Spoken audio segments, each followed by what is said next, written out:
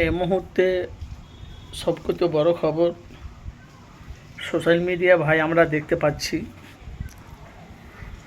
যে ৩৪ বছর বাংলা রাজত্ব চালিয়েছে বামফ্রন্ট সিপিএম। পরিবর্তন চেয়েছিল, তৃণমূল সরকার এসেছিল 2011 থেকে 2025 পর্যন্ত। 2025 থেকে 2026 পর্যন্ত 26-এ আপনারা জানেন যে বিধানসভা ভোটে আমাদের শুভেন্দুর, যার বাড়ি মেদিনীপুর, শুভেন্দুর অধিকারী, যিনি এখন মুখ্যমন্ত্রী হয়েছে। এখন আমরা শুনতে পাচ্ছি পশ্চিমবাংলাতে জলসা অজনিসিয়াত বিজেপি সরকার বন্ধ করে দেবে। এটা আমরা সোশ্যাল মিডিয়ায়, ফেসবুকে দেখতে পাচ্ছি। তো মাইকে কোনো আওয়াজ হবে না, মানে কাউকে ডিস্টার্ব করা যাবে না।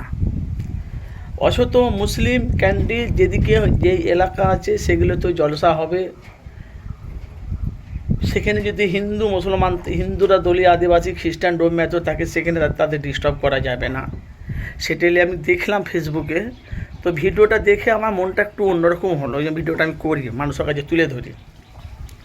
তো সেটাকে নিয়ে এখন আব্বাস সিদ্দিকী ভাইজান, আপনারা জানেন, হকের কথা বলে, ন্যায়ের কথা বলে, সত্যটা মানুষের কাছে তুলে ধরে ফিরছে আব্বাস সিদ্দিকী ভাইজান। তাইলে বামফ্রন্ট সিপিএমের জামানাতে জলসা হলো, তৃণমূলের জামানাতে জলসা হলো, এবার বিজেপির জামানাতে কি আলেম ওলামারা, যারা বাংলাতে যারা বিখ্যাত আলেম ওলামারা, তাহলে কি আর বাংলাতে জলসা আর হবে না? তাহলে ইসলামের বাণী, ইসলামের প্রচার, মাদ্রাসা, মসজিদ, সেগুলো কি আর হবে না, বন্ধ হয়ে যাবে? সেইটাই নিয়ে এখন বলা কথা ভাই। আব্বাস সিদ্দিকীর ভাই নওশাদ সিদ্দিকী, আপনারা জানেন, হকের কথা, নাইয়ের কথা, সত্যটা মানুষের কাছে তুলে ধরে। আর এটাও আমি আপনাদের কাছে বলে দিই, আপনারা জানি না আপনারা কে কোথা থেকে দেখছেন।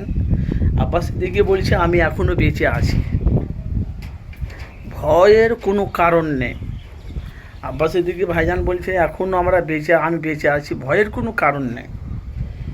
এমনিতে আপনারা জানেন আব্বাস সিদ্দিকী ভাইজান নবীর গোলাম, সত্যটা মানুষের কাছে প্রকাশ করে।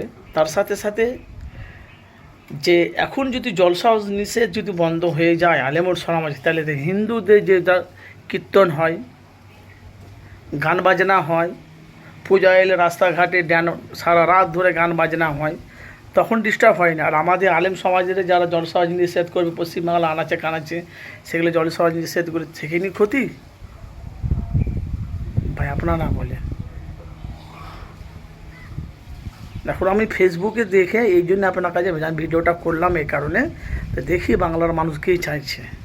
কেউ যে কুরবানিতে গরু বন্ধ হয়ে যাবে, এটা তো পূর্বপুরুষ হয়ে আসছে ভাই। আপনাদের মূল্যবান মতামত জানাবেন। কেন আব্বাস সিদ্দিকী ভাইজান ন্যায়ের কথা, হকের কথা বলে গর্জে উঠে।